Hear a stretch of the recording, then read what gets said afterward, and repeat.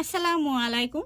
তো বন্ধুরা, আজকে আমি শীতের সবজি দিয়ে সেরা স্বাদের ভেজিটেবল চপ তৈরি করে দেখাবো। আর এই চপগুলো সন্ধ্যাবেলা চায়ের সঙ্গে থাকলে কিন্তু ভীষণ জমে যাবে। তো চলুন ফুল রেসিপিটা দেখতে থাকুন। আশা করি আজকের এই রেসিপিটা আপনাদের ভালো লাগবে। তো বন্ধুরা, এই ভেজিটেবল চপ তৈরির জন্য প্রথমে আমি স্পেশাল মশলাটা তৈরি করে নেব। তো দেখুন, গ্যাসটা অন করে আমি কড়াই বসিয়ে দিয়েছি। গ্যাসের ফ্লেমটা আমি একদম লো ফ্লেমে রেখেছি। এবার কড়াইতে দিয়ে দিচ্ছি 1 চামচ গোটা জিরে, 1 চামচ গোটা ধনে, 1 চামচ গোটা মৌরি, আর দিয়ে দিচ্ছি কয়েকটা গোলমরিচ এবং 2টো শুকনো লঙ্কা। এবার গ্যাসটা আমি একটু বাড়িয়ে দিয়ে এই মশলাগুলোকে আমি খুব ভালো করে ভেজে নেব। মশলাগুলো বাদামি কালার হওয়া পর্যন্ত অপেক্ষা করতে হবে। দেখুন, মশলাটি ভাজা হয়ে গেছে আর খুব সুন্দর একটি সেন্ট বেরিয়েছে। মশলাটি আমি এবার তুলে নিচ্ছি। তো মশলাটিকে ঠান্ডা করার পরে আমি গুঁড়ো করে নেব। এবার কড়াইতে দিয়ে দিচ্ছি 1 টেবিল চামচ মতো রান্নার তেল। গ্যাসের ফ্লেমটা আমি লো ফ্লেমে রেখেছি। এবার এর মধ্যে আমি দিয়ে দিচ্ছি কোরানো নারকেল। নারকেলটা আমি এইভাবে কুড়ে নিয়েছি। নারকেলটাকে আমি হালকা একটু ভেজে নেব। তো বন্ধুরা, ভেজিটেবল চপের মধ্যে যদি নারকেল কুচনো বা কোরানো নারকেলটা দেয়া যায় তাহলে কিন্তু চপের স্বাদটা দ্বিগুণ বেড়ে যায়, খেতে দারুণ মজার হয়। তো দেখুন, নারকেলটা ভাজা হয়ে গেছে। এবার আমি তুলে নিচ্ছি। একই কড়াইতে আমি আবারও দিয়ে দিচ্ছি 2 টেবিল চামচ মতো রান্নার তেল। এবার দিয়ে দিচ্ছি 5 ফোড়ন 1 চামচ। এবার দিয়ে দিচ্ছি 1 চামচ কাঁচা লঙ্কা কুচি, আর দিয়ে দিচ্ছি 1 চামচ গ্রেট করা আদা কুচি। বন্ধুরা, ভেজিটেবল চপ তৈরির জন্য এখানে আমি 3 রকমের সবজি নিয়েছি। এখানে বিট আর গাজর নিয়েছি, আর নিয়েছি মটরশুঁটি। তো এখানে আমি বিট আর গাজরটা দিয়ে দিচ্ছি। বিট আর গাজরটাকে আমি প্রথমে 2 মিনিট মতো ভেজে নেব। দেখুন, 2 মিনিট মতো ভেজে নিয়েছি, অনেকটাই কিন্তু নরম হয়ে গেছে। এবার এর মধ্যে লবণ দিয়ে দিচ্ছি। এতে করে তাড়াতাড়ি কিন্তু নরম হয়ে যাবে, সেদ্ধ হয়ে যাবে। আর দিয়ে দিচ্ছি 1 বাটি মটরশুঁটি নিয়েছি।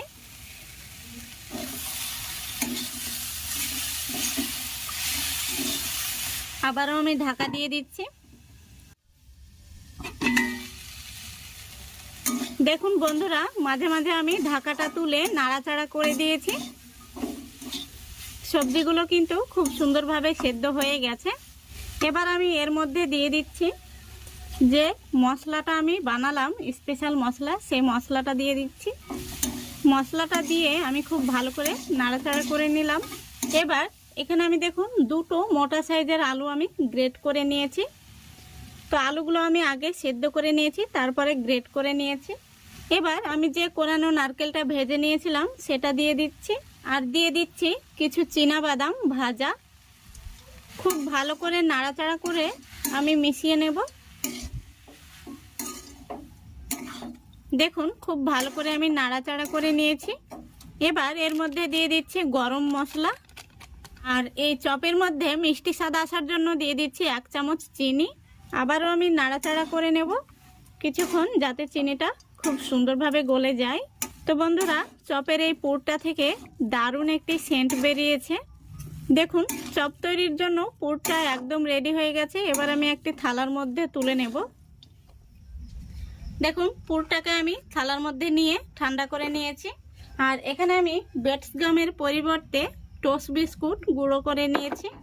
এই বিস্কুটগুলোর মধ্যে আমি দিয়ে দিচ্ছি 2 চামচ চালের গুঁড়ো, আর দিয়ে দিচ্ছি 1 চামচ ভাজা মশলা। এগুলো আমি খুব ভালো করে হাত দিয়ে মিশিয়ে নিচ্ছি। তো বন্ধুরা, বিস্কুট গুঁড়োর মধ্যে চালের গুঁড়োটা দিলে উপর থেকে কিন্তু চপগুলো ভীষণ মুচমুচে হবে। দেখুন, এটা কিন্তু একদম রেডি। এবার এখানে আমি একটি প্লেট নিয়ে নিচ্ছি, আর নিয়েছি 1/2 কাপ কর্নফ্লাওয়ার। আপনারা চাইলে কর্নফ্লাওয়ারের পরিবর্তে ময়দা গুলে নিতে পারেন। 1/2 কাপ কর্নফ্লাওয়ারের সাথে 1/2 কাপ দিয়ে দিচ্ছি জল। এবার চামচ দিয়ে আমি একটি ব্যাটার তৈরি করে নেব। দেখুন, ব্যাটারটি খুব সুন্দরভাবে আমি তৈরি করে নিয়েছি। এই দেখুন, এবার আমি চপগুলো তৈরি করে নেব। তো চপগুলো আমি মিডিয়াম সাইজের তৈরি করে নিচ্ছি। দেখুন একটি চপ তৈরি হয়ে গেছে। এইভাবে আমি সবগুলো আগে তৈরি করে নেব। দেখুন সবগুলো আমি রোল করে নিয়েছি। এই দেখুন, এবার এখানে আমি যে কর্নফ্লাওয়ারের গোলাটা মাখিয়ে নিয়েছি এর মধ্যে কোট করে নেব। তো দেখুন প্রথমে আমি এই গোলার মধ্যে দিয়ে দিচ্ছি।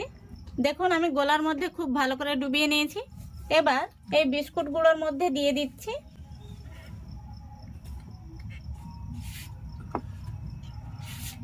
খুব ভালো করে বিস্কুট গুঁড়োটা লাগিয়ে নিতে হবে। আপনারা চাইলে দুবার করে কোট করে নেবেন। তো যেহেতু আমি বিস্কুটের গুঁড়োটা একটু মোটা করে বানিয়েছি তাই আমি একবার কোট করে নিচ্ছি। দেখুন আমি আরও একটি কোট করে দেখিয়ে দিচ্ছি। এইভাবে আমি সবগুলো কোট করে নেব। দেখুন আমি আরও একটি কোট করে নিয়েছি। দেখুন সবগুলো আমি কোট করে নিয়েছি। এবার চপগুলোকে আমি ভেজে নেব।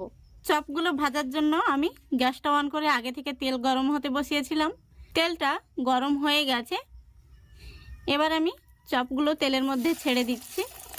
তো তেলটাকে কিন্তু খুব ভালো করে গরম করে নিতে হবে।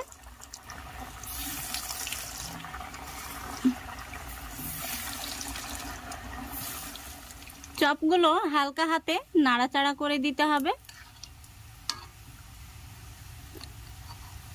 গ্যাসের ফ্লেমটা আমি মিডিয়ামে রেখে চপগুলো ভেজে নিচ্ছি। গ্যাসের ফ্লেমটা কখনোই কমিয়ে দেবেন না, নইলে চপগুলো তেলের মধ্যে দেওয়ার সঙ্গে সঙ্গে চপগুলো ফেটে যাওয়ার সম্ভাবনা থেকে যাবে।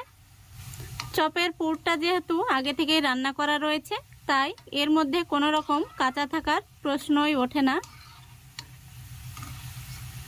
দেখুন একটি চপ আমি আপনাদের তুলে দেখাচ্ছি কত সুন্দর ভাজা হয়েছে, একটুও কিন্তু ফেটে যায়নি। তো চপগুলো ভাজা হয়ে গেছে। এবার আমি তেল থেকে তুলে নেব।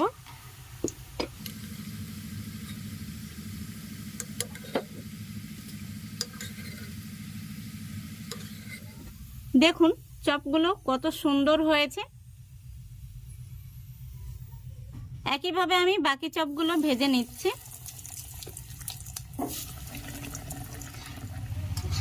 দেখুন সবগুলো চপ ভেজে নিয়েছি। এবার আমি তেল থেকে তুলে নিচ্ছি।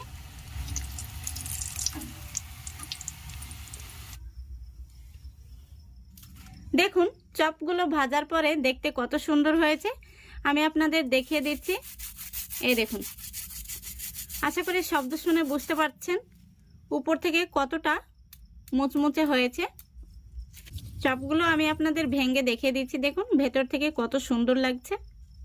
তো আশা করছি আজকের এই রেসিপিটা আপনাদের ভালো লেগেছে। আর ভালো লাগলে অবশ্যই লাইক কমেন্ট শেয়ার করে দেবেন এবং চ্যানেলটিকে সাবস্ক্রাইব করে অল নোটিফিকেশানটি অন করে সঙ্গে থাকবেন। তো বন্ধুরা সন্ধেবেলায় 1 কাপ চায়ের সঙ্গে যদি থাকে এই রকম ভেজিটেবল চপ তাহলে কিন্তু সন্ধেবেলাটা জমে যাবে। তো আজকের মতো এখানেই বিদায় নিচ্ছি। সবাই ভালো থাকবেন, সুস্থ থাকবেন। খোদা হাফেজ।